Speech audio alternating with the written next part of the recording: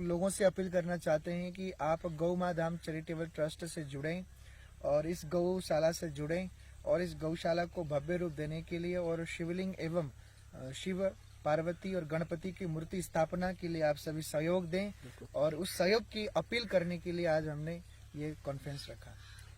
गौ माँ धाम charitable trust नामक एक संस्था जो है वो बनाई गई है गौतम स्वामी द्वारा और यहाँ पर गौ माता की रक्षा के लिए उन्हें बसाने के लिए यहाँ पर कार्य किया जाएगा। शपाकी मोड़ में करीब 2 किलोमीटर के आगे एक छोटा सा इलाका है खड्ड के किनारे, वहां पर गौ माँ को बसाने का कार्य यहाँ पर किया जाएगा। हालांकि 2014 में ये गो जो रक्षा के लिए यहाँ पर गोदाम बनाया गया था, लेकिन 2019 में जब कोविड का समय आता है उसके बाद तमाम जितनी भी गौ माता थी जहां पर उन्हें बसाया गया था, उनकी रक्षा की जाती थी, उन्हें जो है कठुआ की कीड़ियां गंढियाल में जो है उन्हें वहां पर रखा गया था। लेकिन एक बार फिर जिस तरह से सब कुछ सकुशल होने के बाद एक बार फिर गौ माता को बसाने के लिए, उनकी रक्षा करने के लिए यहाँ पर कार्य किया जा रहा है और इस कार्य में आप लोगों की मदद की जरूरत है। और यहाँ पर आप जो अपनी तरफ से सहायता कर सकते हैं, जो अपनी राशि जो है जिसके चलते गौ माता यहाँ पर एक बार फिर इस धाम में बस सकती है, तो आपकी एक छोटी सी मदद के लिए एक चैरिटेबल ट्रस्ट बनाया गया है। आप जितनी भी हो सके उतनी मदद जो है वो जरूर कीजिएगा।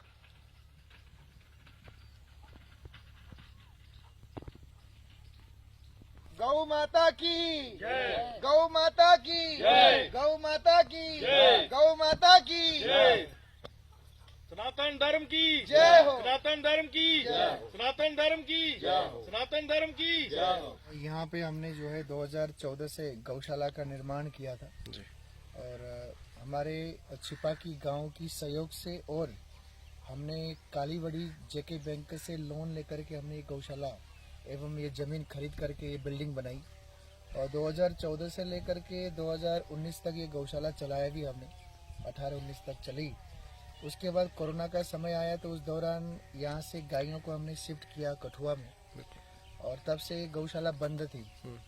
और जब हमने ये गौशाला ली, जमीन जब ये खरीदी तो हमने एक मोहनलाल शर्मा करके व्यक्ति था, ये दान बिलावर का रहने वाला, उसके नाम पे हमने ये जगह की थी। उसने हमारे साथ थोड़ा धोखाधड़ी की है और उसने चोरी से गुप्त तरीका से और स्टे भी लगा हुआ है इस जगह पे और कोर्ट ने स्टे ऑर्डर भी दिया हुआ है।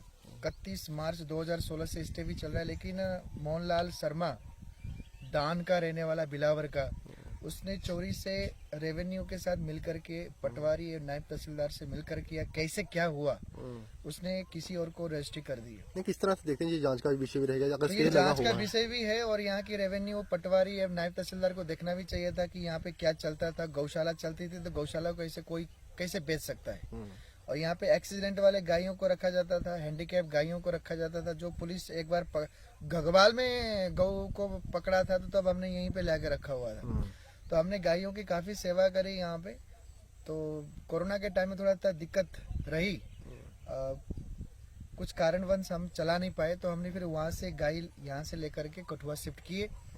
तो हम ये आज पुनः इस गौशाला को चलाने के लिए एकत्रित हुए हैं और हमने एक ट्रस्ट भी बनाई है जिसका नाम है गौ माँ धाम चैरिटेबल ट्रस्ट। उसके अंतर्गत में यहाँ पे हम गौशाला चलाने का निर्णय यहाँ के लोकल बासिंदाओं से और हमारे कमेटी के मेंबर जितेंद्र सिंह जी हैं, यहाँ पे हमारे कठुआ से आए हुए हमारे सामाजिक सेवा करने वाले सोशल एक्टिविस्ट हमारे दलजीत जी हैं, हमारे बीच यहाँ पे दयाले चक्की शम्मी जी हैं, हम यहाँ के पूजा करने वाले पंडित जी हमारे शिवचरण जी भी हैं और हमारे गांव के छिपाकी के वृद्ध एवं हमारे पड़ोसी भी हैं यहाँ पे।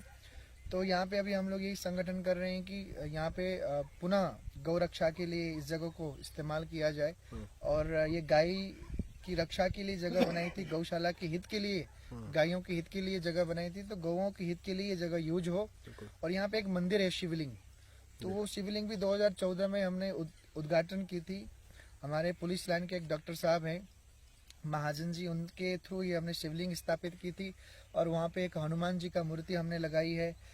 चढ़वाल के एक हमारे सोनू जी हैं लक्ष्मी बर्तन वाले, उनके थ्रू हमने वो मूर्ति भी लगाई यहाँ पे। तो ये जो शिवलिंग है काफी समय से ये टेढ़ा हो गया है तो अब ये शिवलिंग को भी हम सीधा करना चाहते हैं और इसको मंदिर बनाना चाहते हैं, क्योंकि खुले आसमान में है तो ये अच्छा नहीं है। तो अभी इसके लिए हम लोगों से अपील करना चाहते हैं कि आप गौ माँ धाम चैरिटेबल ट्रस्ट से जुड़ें और इस गौशाला से जुड़ें और इस गौशाला को भव्य रूप देने के लिए और शिवलिंग एवं शिव पार्वती और गणपति की मूर्ति स्थापना के लिए आप सभी सहयोग दें। और उस सहयोग की अपील करने के लिए आज हमने ये कॉन्फ्रेंस रखा। ठीक है।